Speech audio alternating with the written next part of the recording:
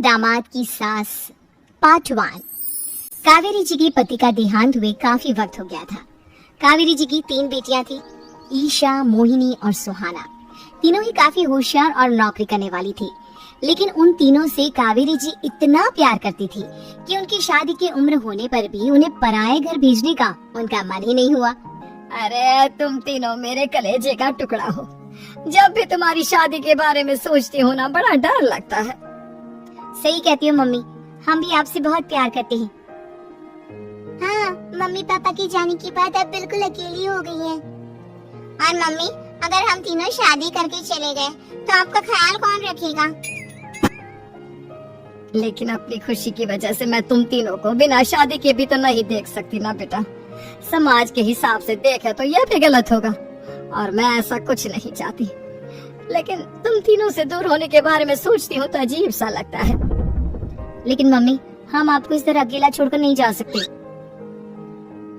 एक काम करते हैं मम्मी, शादी के बाद ना आप मेरे साथ मेरे ससुराल में चलना और मेरे साथ ही रहना। अच्छा, और तेरी सास मुझे रहने देगी तेरे ससुराल में? अरे बेटा, वहाँ ऐसा नहीं होता। बेटी की माँ कभी अपनी बेटी के ससुराल जाकर नहीं रह सकती। एक काम करते हैं माँ, आप ईशा और सुहानी की शादी कर दीजिए और मैं हमेशा आपका बेटा बनकर आपके साथ ही रहूंगी। मुझे नहीं करनी शादी। अरे मेरी बेटियां मुझसे कितना प्यार करती है, मेरी वजह से अपनी पूरी जिंदगी दांव पर लगाने को तैयार है। लेकिन मैंने ना इससे भी एक अच्छा उपाय सोचा है। क्या मम्मी? अगर आपके पास कोई सोल्यूशन है तो फिर क्यों परेशान हो आप? बताइए, क्या करना चाहती हैं आप? मैंने सोचा है कि अखबार में इश्तिहार देकर तुम तीनों के लिए 3 घर जमाई दामाद ढूंढ लूंगी। वैसे भी नौकरी तो तुम तीनों अच्छे से कर लेती हो, कमा भी अच्छा खासा लेती हो। कोई भी लड़का तैयार हो जाएगा तुमसे शादी करने के लिए। अरे मम्मी, ये हुई ना बात, इससे हमें आपसे दूर भी नहीं जाना पड़ेगा और आपको अकेला भी नहीं रहना पड़ेगा। हाँ मम्मी, ये बहुत अच्छा तरीका है। मैं तो कहती हूँ आज ही अखबार में ऐड निकलवा देते हैं। बिल्कुल, आज ऑफिस जाते वक्त मैं ये काम कर दूंगी। और कुछ ही दिनों के बाद कावेरी जी को 3 घर जमाई दामाद विवेक, सुमित और अविनाश मिल जाते हैं और वो उन तीनों लड़कों से अपनी तीनों बेटियों की शादी करवा देती है। शादी के कुछ दिन के बाद, अरे अब शादी हो गई, छुट्टियाँ खत्म, तुम तीनों जाकर नौकरी करो, कुछ काम करो। अरे मम्मी जी, कमाल करती हैं आप। अब घर जमाए इसलिए थोड़ी ना बनाए कि हम बाहर जाकर नौकरी करें। मम्मी जी, मेरा तो घर जमाए बनने का मकसद ही यही था कि कमाने वाली बीवी मिल जाए। बाहर जाकर काम करने से तो मेरा दिल घबराता है। घर का कोई काम है तो बता दीजिए मुझे। अगर ऐसी बात है तो शाम का खाना बनाओ। मेरी बेटियां नौकरी से थकी हारी आती है, अब नौकरी नहीं कर सकते तो कोई बात नहीं, घर का काम करो तुम लोग। मैं तो घर का काम करने में बहुत खुश हूँ, बस ये बाहर धूप में निकलना, रास्ते में जाना, नौकरी करना, ये सब मुझसे नहीं होता। बिल्कुल ठीक कह रहा है सुमित। अरे गर्मी में, बारिश में, सर्दी में घर से निकलकर जाना और उधर बॉस की चिक चिक सुनना, इससे बढ़िया तो ये है कि मैं घर में झाड़ू पोछा कर लूं। ठीक है, फिर तुम झाड़ू पोछा करना, अविनाश शाम का खाना बनाएगा और विवेक तुम सुबह का नाश्ता और खाना बनाओगे। मेरे तीनों दामाद घर संभालेंगे और बेटियां नौकरी करेंगी। अगले दिन सुबह के वक्त, मम्मी मुझे ऑफिस के लिए देर हो रही है, नाश्ता चाहिए। अरे उस विवेक से कहा तो था कि सुबह का नाश्ता उसे उठकर बनाना है। अभी जाकर देखती हूँ क्या कर रहा है विवेक। अभी तक सोया हुआ है क्या? सुबह के 10 बज गए हैं। सोने दीजिए ना मम्मी जी, क्या हमेशा हिटलर की तरह हाथ में डंडा लेकर खड़ी रहती हैं? मैंने कहा सीधे उठकर खड़े हो जाओ और जाकर नाश्ता बनाओ। लेकिन मम्मी जी, बिस्तर में से निकलते ही कोई नाश्ता कैसे बनाएगा? 2 मिनट वॉशरूम जाकर आता हूँ।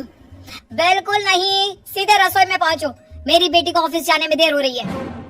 कुछ देर के बाद, हे भगवान, दोपहर के 12 बजे हैं लेकिन घर इतना गंदा पड़ा है।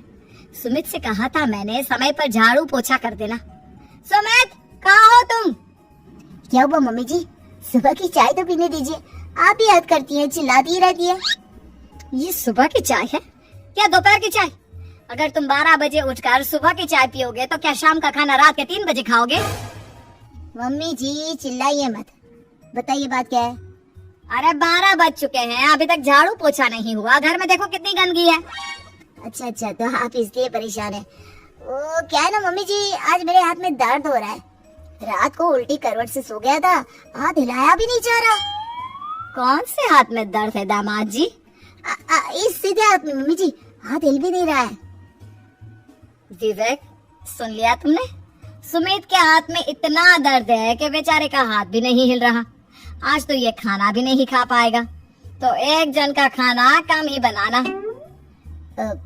ठीक है मम्मी जी। अरे नहीं नहीं मम्मी जी, मेरे कहने का मतलब वो नहीं था। मेरा मतलब है खाना तो खाऊंगा ना। अरे लेकिन कैसे? हाथ तो हिल भी नहीं रहा है। अरे मम्मी जी, आपको ना किसी जेल में जेलर होना चाहिए था। बेकार में हमारी सास बनकर जिंदगी खराब कर रही है। अरे लगाता हूँ पोछा। एक बेचारा घर जमाए और कर भी क्या सकता है। शाम को जब ईशा, सुहाना और मोहिनी ऑफिस से लौट कर आती हैं, मम्मी शाम के खाने में क्या बना है? अब ये तो तेरे पति को ही मालूम होगा ना बेटा, उसने ही खाने की जिम्मेदारी ली थी। लगता है मम्मी आपने ये घर जमाए वाला तरीका अपना कर मुसीबत मोल ले ली है। आपके तीनों घर जमाए कितने आलसी हैं। मेरे वाले को देखो, दोपहर के 12 बजे सुबह की चाय पीता है और काम क्या करना चाहता था? घर का झाड़ू पोछा। मम्मी बता रही थी कि आज उसने घर का झाड़ू पोछा शाम के 5 बजे किया था।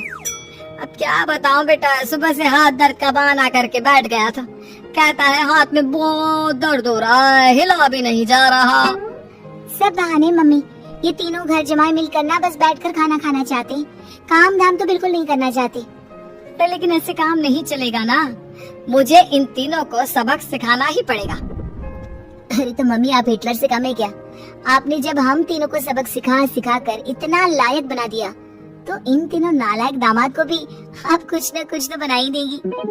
हाँ मम्मी, बस अपने अंदर के हिटलर को बाहर लाइए और अपने तीनों दामादों को अच्छी तरह से सबक सिखाइए। रही बात आपकी बेटियों की, तो हम तीनों तो हमेशा से आपके साथ हैं। अरे लेकिन बेटा, इस काम के लिए तुम तीनों को मेहनत करनी पड़ेगी। कैसी मेहनत मम्मी? ऑफिस में तो वैसे ही बहुत मेहनत करते हैं हम तीनों।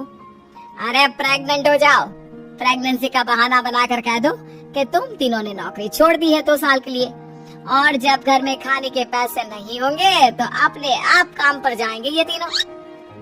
वाह मम्मी, क्या आइडिया दिया है। मैं तो कल ही जाकर कहने वाली हूँ कि मैं प्रेग्नेंट हो गई हूँ।